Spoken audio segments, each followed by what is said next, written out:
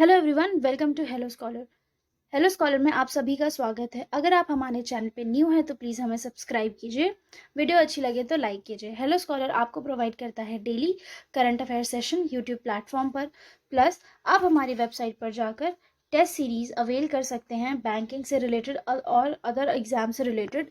Plus वहाँ पे important PDFs आपको मिलेंगी, इंपॉर्टेंट बुक्स आपको मिलेंगी, टेस्ट सीरीज़ मिलेगी। हमारी वेबसाइट है www.helloscholar.com। कोई भी क्वेरी होती है तो बच्चों आप ये व्हाट्सएप नंबर है, आप यहाँ पे कांटेक्ट कर सकते हैं। फ्री मॉक टेस्ट भी आपको प्रोवाइड किया जाता है हमारी वेबसाइट पर ऑनलाइन टेस्ट के थ्रू। अगर आप चाहें तो आप अटेम्प्ट कर सकते हैं। चलिए बिना किसी देरी के स्टार्ट करते हैं आज का सेशन। क्वेश्चन नंबर 1 क्या कहता है बच्चों? क्वेश्चन नंबर 1 कहता है which country will host maiden MotoGP race 2023? कौन सी कंट्री होस्ट करेगी? जर्मनी, बेल्जियम, इंडिया या रोम? तो बच्चों बहुत खुशी की बात है इंडिया के लिए। इंडिया जो है वो मेडन मोटो जीप रेस 2023 की यहाँ इंडिया जो है वो होस्ट करेगी। कहाँ पे होगा? ये होगा बुद्धा इंटरनेशनल सर्किट में, which is in greater Noida. अभी पहले बहुत सारे सेशंस में हमने मोटो जीप रेस पे क्वेश्चंस बनाए थे और हमने देखा था कि मैक्स वीरस्टेपन जो है वो बहुत ज़्यादा न्यूज़ में थे। ये कैसे न्यूज़ में थे? इन्होंने, नाम तो इनका मैक्स वीरस्टेपन है और इन्होंने बहुत सारे maximum number of MotoGP race champions जो मतलब चैंपियनशिप ट्रॉफी जो है इन्होंने जीती है 2022 की। ठीक है, अब 2023 में होंगे, वो होंगे इंडिया में। चलिए नेक्स्ट क्वेश्चन की तरफ हम बढ़ते हैं। नेक्स्ट क्वेश्चन कहता है where is the headquarter of MUFG bank located? Headquarter कहाँ पे है इस बैंक का? अगर आप जानते होंगे कि ये बैंक कहाँ का है तो आप बता सकते हैं कि इसका हेडक्वार्टर जो है वो कहाँ पर है। टोक्यो, शंघाई, जकार्ता या फिर हांगकांग? तो बच्चों इसका जो बैंक है वो है टोक्यो में। ये बैंक कहाँ का है? जापान का। ठीक है, चलिए जानते हैं इस बैंक के बारे में कि ये बैंक क्यों न्यूज़ में है। क्योंकि इसने जो इसकी इंडियन ब्रांच है ना, इसकी इंडिया में भी ब्रांचेस हैं, तो जो इसकी इंडियन ब्रांच है उसमें इसने 3,000 करोड़ रुपए इंजेक्ट करे, तो जिससे कि इसकी जो इंडियन बैंक की जो कैपिटल है वो बन जाती है 5,207 करोड़। हमें पता है कि बैंक्स जो है वो डेवलपमेंट के लिए इम्पोर्टेंट होते हैं, हमारी ग्रोथ के लिए इम्पोर्टेंट होते हैं, है ना। ये जो जापान का लार्जेस्ट बैंक है, कब एस्टैब्लिश हुआ था? 2006 में एस्टैब्लिश हुआ था। इसका जो हेडक्वार्टर है विच इज इन टोक्यो। चलिए नेक्स्ट क्वेश्चन की तरफ बढ़ते हैं बच्चों। Who is the CEO of Indian Olympic association? इसकी CEO कौन है? नरेंद्र ध्रुव बत्रा, श्री अनुराग सिंह ठाकुर, मिस्टर राजीव मेहता, अडीले सुमारीवाल? कौन है इसके CEO? तो बच्चों Adille Sumariwalla is the CEO of Indian Olympic association. अब हम देखते हैं कि न्यूज़ में क्यों है। इसमें बड़ी सारी प्रॉब्लम्स चल रही है इस एसोसिएशन में। क्या प्रॉब्लम बच्चों? इसके इलेक्टोरल कॉलेज को लेकर। इलेक्टोरल कॉलेज को लेकर मतलब कि जो इसका जिस तरीके से इसका जो प्रेसिडेंट है वो अपॉइंट करे जाते हैं, इलेक्ट करे जाते हैं, वो लेकर बड़ी सारी प्रॉब्लम्स चल रही हैं। तो जो हमारा सुप्रीम कोर्ट है उन्होंने बोला है L नागेश्वर राव को कि भैया आप जाइए, इसका जो कॉन्स्टिट्यूशन है उसमें अमेंडमेंट कीजिए, एक नया इलेक्टोरल कॉलेज तैयार कीजिए ताकि इनके जो जो इश्यूज हैं वो सब रिजॉल्व हो सकें। और ये भी कहा है कि अगर इसके जो इश्यूज हैं वो रिजॉल्व नहीं हो पाते हैं तो फिर इंडिया को जो वर्ल्ड स्पोर्ट्स बॉडी है वो बैन कर देगी। किसमें? यानी कि स्पोर्ट्स जो है, स्पोर्ट्स नहीं खेलने को मिलेगा इंडिया को। इस एसोसिएशन का काम क्या है बच्चों? इस एसोसिएशन का काम है कि इसको हम अलग अलग नाम से जानते हैं, जैसे कि Indian association, Indian Olympic association, Indian Olympic committee, plus इसको इंडियन कॉमनवेल्थ गेम्स एसोसिएशन भी कहा जाता है। ठीक है, विच इज़ ऑल्सो इम्पोर्टेंट। इसका नाम जो है इंडियन कॉमनवेल्थ गेम्स एसोसिएशन, इसको भी याद रखना। पेपर में तीनों में से कुछ भी आ सकता है, आप बता सकते हैं। आंसर जो होगा वो सेम होगा तीनों में से, चाहे आपसे कोई कुछ भी पूछा जाए। चलिए कब एस्टैब्लिश हुआ था? 1927 में।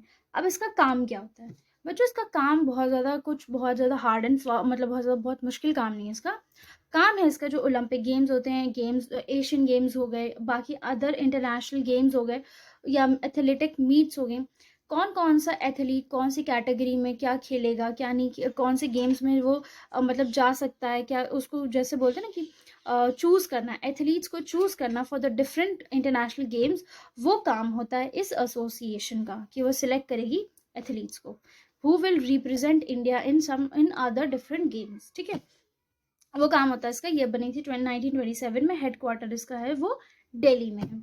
चलिए नेक्स्ट क्वेश्चन की तरफ बढ़ते हैं बच्चों। देखिए नेक्स्ट क्वेश्चन है, who has been conferred with the PEN Germany Hermann Kesten prize. किसको मिला ये? Arundhati Roy, Khushwant Singh, Meena Kandasamy, none of the above. जल्दी जल्दी बताइए बच्चों। ये मिला है मीना कैनसामी को। मीना कैनसामी कौन है? इंडियन ओरिजिन की, इनका जो जन्म है वो इंडिया में हुआ था 1984 में। ये ब्रिटेन में जाके रह रही, इंग्लैंड में जाके रह रही हैं, और इन्होंने बहुत सारे, मतलब ये ऑथर भी हैं और ये पोएट भी हैं। ठीक है, इन्होंने पोएम्स भी लिखी हैं और इन्होंने बुक्स भी लिखी है। जैसे पोएम्स होगी इनकी टच, मिसेस मिलिटेंसी 2010 में इन्होंने लिखी थी। इन्होंने जो नॉवेल्स लिखी हैं वो जैसे गैस्पी goddess, when I hit you, a portrait of the writer as a young wife, Ayyankali, Tamil tigresses, ये सारे नॉवेल्स इन्होंने लिखे हैं। इन जो तमिल टाइग्रेसेस है ये बहुत ज़्यादा फेमस हुआ था। क्वेश्चन आपका इसमें से बन सकता है। क्वेश्चन डायरेक्ट बन सकता है कि किसने जीता है जर्मनी पेन प्राइज, या फिर क्वेश्चन आपसे पूछा जाएगा कि आपको ये सारे काम दे दिए जाए, मतलब ये सारे नॉवेल्स या इन सब के बारे में आपको दे दिया जाएगा, फिर पूछा जाएगा who is the, tell me the writer. ठीक है, चलिए जानते हैं कि ये लिखती किस पे हैं। ये लिखती हैं इनइक्वालिटी पे, जैसे कि कास्ट हो गया, जेंडर हो गया, सेक्सुअलिटी हो गया, पेट्रियार्की सोसाइटी हो गया, ऑपरेशन ऑफ द ब्राह्मिकल सोसाइटी हो गया, सिस्टम हो गया। तो इन सारे टॉपिक्स पर ही लिखती हैं। इनको और भी प्राइजेस के लिए शॉर्टलिस्ट किया गया था, जैसे कि women's prize for fiction, the international Dylan Thomas prize, the Jhalak prize, the Hindu literature prize. जो हिंदू का लिटरेरी फेस्टिवल होता है, दिसंबर से लेकर जनवरी तक होता है, वहाँ पे बेसिकली क्या किया जाता है, वहाँ पे it is an open entry for everyone. जो भी बच्चा चाहे वो उसमें पार्टिसिपेट कर सकता है। आपको अपना जो राइटिंग है वो सबमिट करनी होती है, फिर then you get to work with different famous writers. आप राइटर्स के साथ आपको काम करने का मौका मिलता है। चलिए, अगर कोई पार्टिसिपेट करना चाहेगा तो कर सकते हैं। Coming back to the question आपसे क्या पूछ रहा है, what is the currency of Rwanda. Rwanda की करेंसी क्या है? रवांडन फ्रैंक, नायरा, क्वाचा या फिर डॉलर। जल्दी बताइए बच्चों। इसकी करेंसी है रवांडन फ्रैंक। ठीक है, अब ये न्यूज़ में क्यों है? रवांडा न्यूज़ में इस वजह से है क्योंकि USD $50 मिलियन US डॉलर जो है वो बिल मिलिंडा गेट्स फाउंडेशन की तरफ से दिए जाएंगे health scholarship fund, university of global health equity Rwanda में, जो कि है उनको, किस लिए? ताकि वो हेल्थ सेक्टर में जो अपनी हेल्थ फैसिलिटीज़ है उसको इम्प्रूव कर सकें। ये जो अफ्रीकन कंट्रीज़ हैं, most of the African countries are under develop countries, और इनको बहुत ज़्यादा, मतलब कंट्रीब्यूशन भी कह सकते हैं, इंटरनेशनल कंट्रीब्यूशन और इंटरनेशनल कोऑपरेशन की ज़रूरत है डेवलपमेंट, अपने आप को डेवलप करने में। अब हम देखते हैं जो bill and Melinda Gates foundation है, इन्होंने हाल ही में क्या कहा है कि ये 1.27 बिलियन US डॉलर को, US डॉलर जो है वो खर्च करेगी, चैरिटी में देगी। किस चीज़ के लिए? पॉवर्टी एंड सोशल इनइक्वालिटी को मिटाने के लिए। प्लस 100 मिलियन US डॉलर जो है वो दिए जाएंगे फूड क्राइसिस को हटाने के लिए, जो कि अफ्रीका और साउथ एशियन रीजन को स्पेशली इम्पैक्ट कर रहा है। प्लस इन्होंने ये भी कहा है कि चाइल्ड न्यूट्रिशन फंड्स को ये देते थे पहले 10 मिलियन US डॉलर, जो कि अब बढ़ाकर देंगे ये 20 million US dollar. Bill Gates जो है वो अपनी जो most of the profits, earnings जो होती है, वो अपनी सारी कमाई जो है वो चैरिटी में दे देते हैं, and it is a very good example. Who has won the breakthrough prize in the field of mathematics? Breakthrough prize जो है वो मैथमेटिक्स के फील्ड में किसको मिला है? ब्रेक थ्रू प्राइज बच्चों मैथ्स में दिया जाता है, फिजिक्स में दिया जाता है, और बाकी सारे फील्ड्स में दिया जाता है। इसमें आपको ये, इसमें क्या, जो भी मतलब एक ऐसी इनोवेशन करते हैं विच इज़ हट के सबसे सबसे डिफरेंट है, तो उसको ये ब्रेक थ्रू प्राइज जो है वो दिया जाता है। मैथमेटिक्स के फील्ड में किसको दिया गया है? जल्दी बताइए। Daniel A Spielman Yale university से, Gilles Brassard university de Montreal, David Deutsch Oxford university, Peter W Shor MIT से। मैंने सारे ऑप्शंस पढ़ दिए, जल्दी जल्दी बताइए किसको मिला है। बच्चों ये दिया गया है येल यूनिवर्सिटी के डैनियल ए स्पाइलमैन को। क्यों दिया गया है? इनको दिया है मैथ्स की फील्ड में, ठीक है, इनको दिया है मैथ्स के फील्ड में, और इन्होंने इनकी जो इनोवेशन है वो क्या है, थियोरेटिकल कंप्यूटर साइंस और मैथ्स में मिला है इनको। इन्होंने क्या किया है, स्पेक्ट्रल ग्राफ थ्योरी को सॉल्व किया है, उसमें इन्होंने उस फील्ड में इन्होंने कुछ इनोवेशन किया है।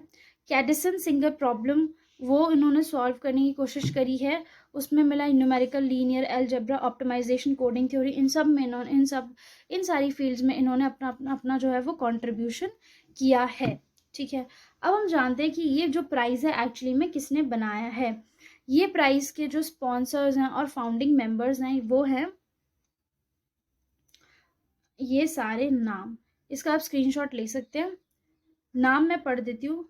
Segre Brin, Priscilla Chan, Mark Zuckerberg, Yuri, Julia Milner, Anne Wojcicki, ठीक है बच्चों। चलिए, ये जो प्राइज़ है इन्होंने बनाया है, तो अलग अलग फील्ड से जैसे फिजिक्स, लाइफ साइंस और मैथ्स के फील्ड से जितने भी लोग जो एकदम बिल्कुल हटके वो करते हैं, अपना कंट्रीब्यूशन भी देते हैं, मतलब कुछ डेवलपमेंट करते हैं, उसमें कुछ इनोवेशन करते हैं, प्लस कुछ ऐसी चीज़ डिस्कवर करते हैं जो कि which is very very different and unique, and it is like contributing to the, अगर हम लाइफ साइंसेज में कोई भी इनोवेशन हो रहा है तो ऑब्वियस ही बात है that it is contributing to human life भी हो सकता है, या फिर हमारे बायोडाइवर्सिटी के टूवर्ड्स भी हो सकता है। चलिए नेक्स्ट क्वेश्चन की तरफ बढ़ते हैं। नेक्स्ट क्वेश्चन क्या कहता है, real time train information system developed in collaboration with which of the following organization. जो real time train information system में क्या किया जाएगा बच्चों, आपको रियल टाइम इंफॉर्मेशन मिलेगी पर्टिकुलर ट्रेन की, तो वो किसके साथ, कौन से ऑर्गेनाइजेशन के साथ मिलकर इन्होंने डेवलप किया है। DRDO के साथ मिलकर किया है, इसरो के साथ मिलकर किया है, civil air navigation services organisation के साथ मिलकर किया है, या फिर रॉयल इंस्टीट्यूट ऑफ नेविगेशन के साथ मिलकर किया है। जल्दी जल्दी बताइए। तो बच्चों ये किया गया है इसरो के साथ मिलकर, ठीक है। इन्होंने अब इसरो के साथ मिलकर इन्होंने बेसिकली किया क्या, इन्होंने ये किया है कि ऑटोमेटिकली, ठीक है, ऑटोमेटिकली जो कंट्रोल चार्ट है, उसमें जो कंट्रोल ऑफिस एप्लीकेशन का एक कंट्रोल चार्ट है जिसमें कौन सी ट्रेन कहाँ पर है, ठीक है, अपने आप ही 30 सेकेंड में अपडेट्स हो जाएगा, ठीक है। क्या अपडेट होगा, कौन से उसका जो रनिंग टाइम, मतलब पर्टिकुलरली एक स्पेसिफिक टाइम पे वो कहाँ पर है, ठीक है, उसका अराइवल कब है, डिपार्चर कब है, कब कहाँ वो कहाँ पे है, कितनी देर में वो पहुंचेगी, ये सब क्या होगा, मैनुअली नहीं, अब पूरा ऑटोमेटिकली हो जाया करेगा अपने आप ही, ठीक है। इसरो के साथ मिलकर इन्होंने ये डेवलप किया है। चलिए नेक्स्ट क्वेश्चन की तरफ बढ़ते हैं। Which state has the highest mortality rate under 5 mortality rate, मतलब कि क्या होता है, अंडर 5 मोर्टेलिटी रेट का मतलब होता है कि बच्चे पैदा हुए 5 साल से पहले पहले उनकी डेथ हो जाती है, ठीक है। तो वो मोर्टेलिटी रेट की बात करी जा रही है, कौन से स्टेट का सबसे ज़्यादा है, यूपी, बिहार, मध्य प्रदेश या फिर राजस्थान।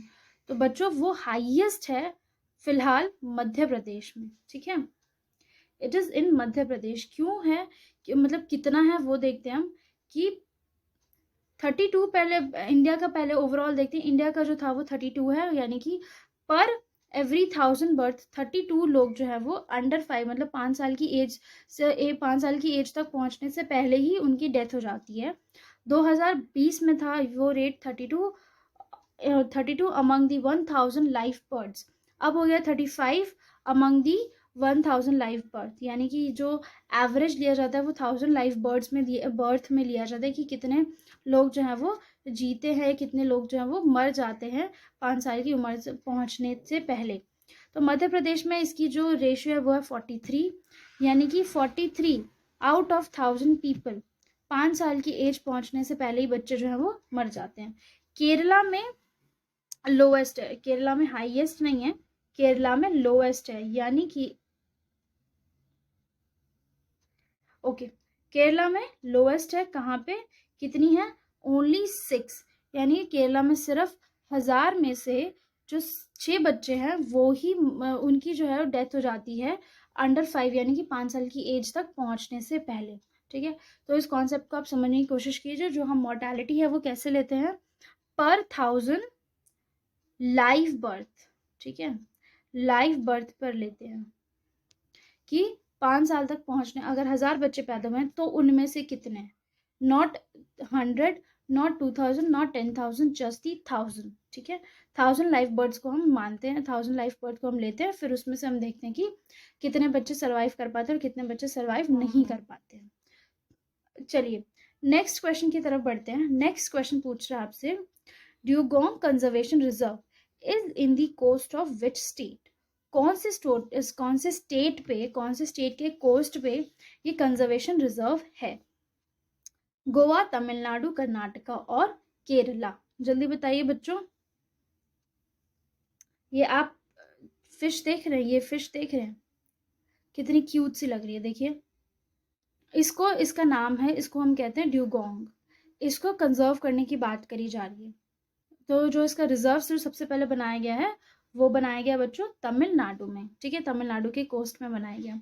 अब इसका सिग्निफिकेंस क्या है?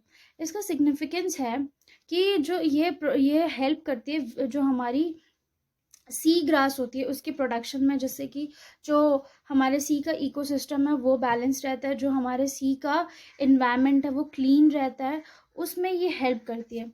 तो इसको कंजर्व करना बहुत ज़्यादा ज़रूरी है। इसका जो IUCN स्टेटस है बच्चों वो है एंडेंजर्ड। IUCN स्टेटस इसका बहुत इंपॉर्टेंट है, इसका IUCN स्टेटस है एंडेंजर्ड, तो इसको प्रिजर्व करना बहुत इंपॉर्टेंट है। दैट इज़ वाई ये रिजर्व जो है, कंजर्वेशन रिजर्व जो है वो तमिलनाडु में बनाया गया है। चलिए नेक्स्ट क्वेश्चन की तरफ बढ़ते हैं। Project Saras is about which of the following statements? Creating awareness about the menstrual health, training women on how to make menstrual pads and distribute it, both 1 and 2, only 2। जल्दी जल्दी बताइए बच्चों। Option number 3 which says both A and both 1 and 2, यानी कि जो सरस project है, ये सरस project किसका है, कौन सी कंट्री ने कोलैबोरेट करके बनाया है? ये है बच्चों इजराइल का। इजराइल ने इंडिया के साथ कोलैबोरेट किया है। सरस जो है वो एक मुहिम थी जो कि एक लेडी ने गाजियाबाद में छेड़ी थी। उसमें उन्होंने क्या किया था कि नेचुरली, ठीक है, नेचुरली उन्होंने पैड्स बनाए थे और उसको डिस्ट्रीब्यूट किया था। और उन्होंने क्यों करा ये ऐसा? क्योंकि जो हमारी बहुत सारे वुमेन्स हैं वो पैड यूज़ नहीं करती, दे यूज़ क्लोथ, जिसकी वजह से बहुत ज़्यादा इन्फेक्शन होता है एंड इन्फेक्शन और प्रॉब्लम इतनी ज़्यादा बढ़ जाती है that it leads to death also. तो मेंस्ट्रुअल हेल्थ जो है वो बहुत इंपॉर्टेंट टॉपिक है, जिसपे गवर्नमेंट भी काम करी और इंडिविजुअल लेवल पर भी लोग काम करते हैं। तो उन्होंने काम किया, फिर उस चीज़ को रिकग्नाइज़ किया इजराइल ने। तो इजराइल एम्बेसी ने इंडिया के जो NGOs हैं उनके साथ मिलकर सरस प्रोजेक्ट जो है वो लॉन्च किया है। चलिए that's all for today. I hope you liked the video. Thank you for watching. Kindly like, share, comment and subscribe to our channel. Join our Telegram channel for the latest job vacancy updates and current affair PDFs. Thank you everyone.